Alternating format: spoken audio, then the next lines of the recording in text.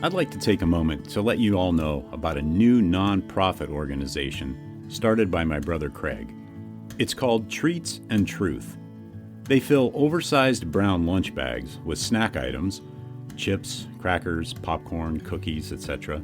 Also, a bottle of water, toothbrush, toothpaste, sanitary wipes, and most importantly, a small gospel tract book of John. No cigar? I'll have to talk to him about that. The bags are then hand-delivered to the homeless and people in need in and around the Los Angeles area. Let's help get this ministry off the ground. They're a 501c3 tax-exempt organization, so any and all donations are tax-deductible and greatly appreciated. Visit their website at treatsandtruth.org. Check out the show notes for the link. Also, please follow them on Facebook and Instagram. Thank you.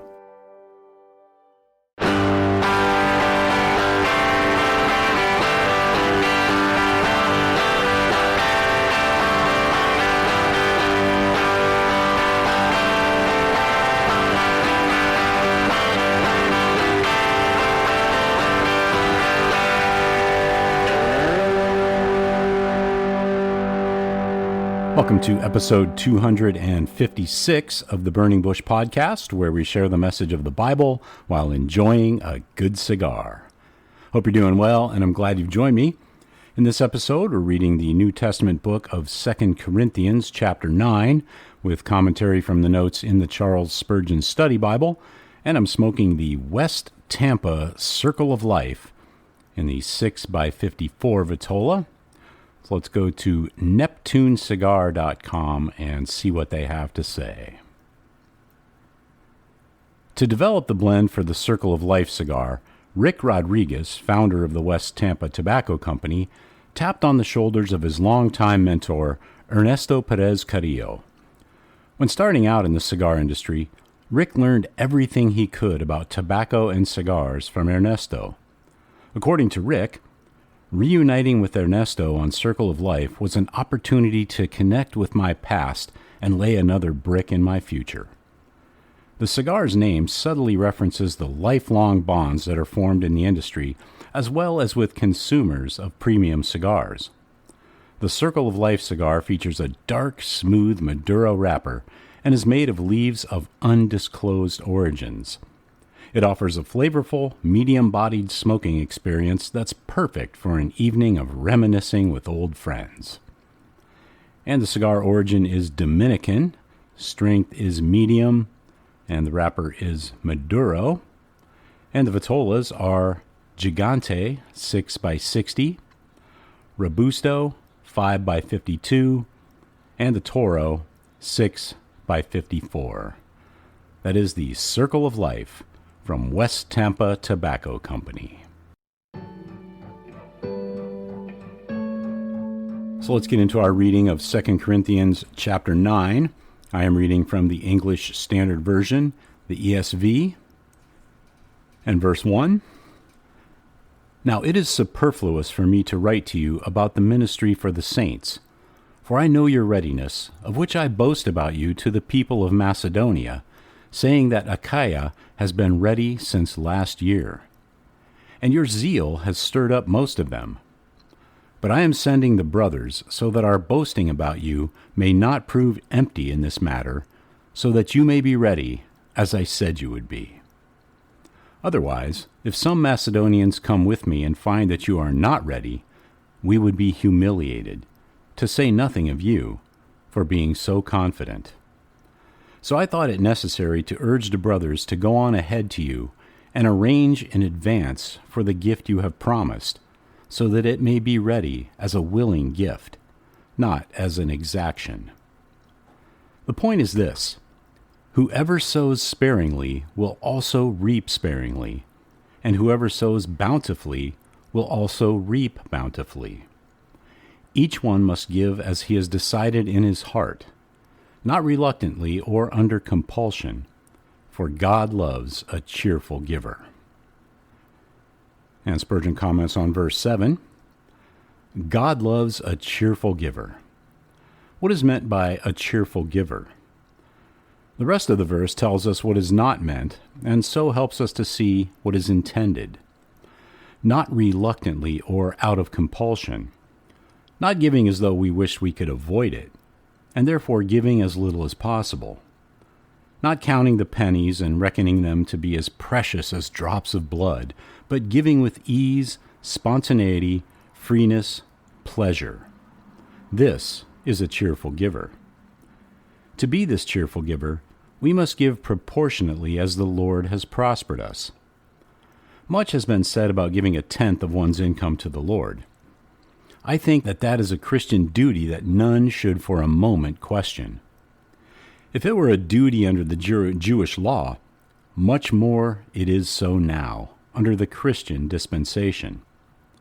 But it is a great mistake to suppose the Jews only gave a tenth. They gave much more than that. The tenth was the payment they must make, but after that came all the free will offerings, all the various gifts at different seasons of the year. We are not to make an estimate of what to give by what will appear respectable, or by what is expected of us by other people. We are to give as God has prospered us. A cheerful giver is also a willing giver. We are not to be like the young grape that must be pressed and squeezed to get the juice out because it is not ripe. Rather, we ought to be like the honeycomb, dripping spontaneously with fresh honey.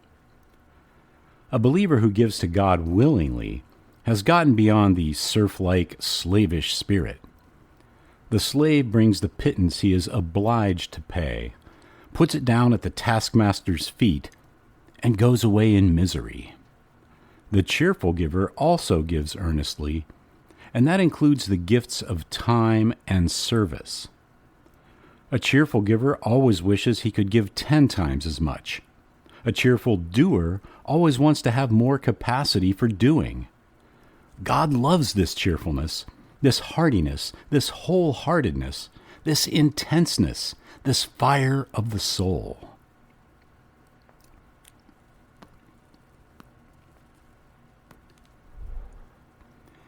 And continuing in verse 8, "And God is able to make all grace abound to you, so that having all sufficiency in all things at all times, you may abound in every good work.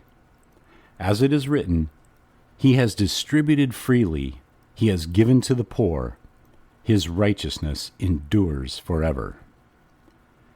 He who supplies seed to the sower and bread for food will supply and multiply your seed for sowing and increase the harvest of your righteousness. You will be enriched in every way to be generous in every way, which through us will produce thanksgiving to God. For the ministry of this service is not only supplying the needs of the saints, but is also overflowing in many thanksgivings to God.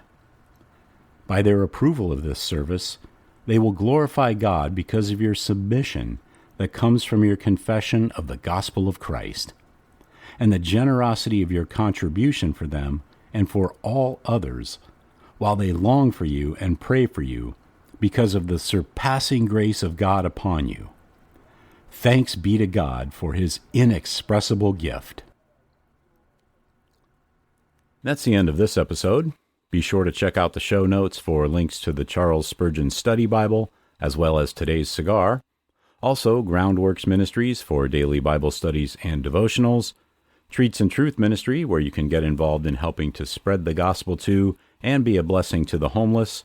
And the Burning Bush Merchandise Store, where you can pick up some items to help spread the word about the show. If you know anyone who needs to hear this, please let them know about the podcast and help share the message of the Bible, the hope we have in Yeshua Messiah, Jesus Christ. If you'd like to contact me, you can email me at steve@theburningbushpodcast.com, which is linked in the show notes as well. So until next time, have a great day, have a great cigar, and God bless.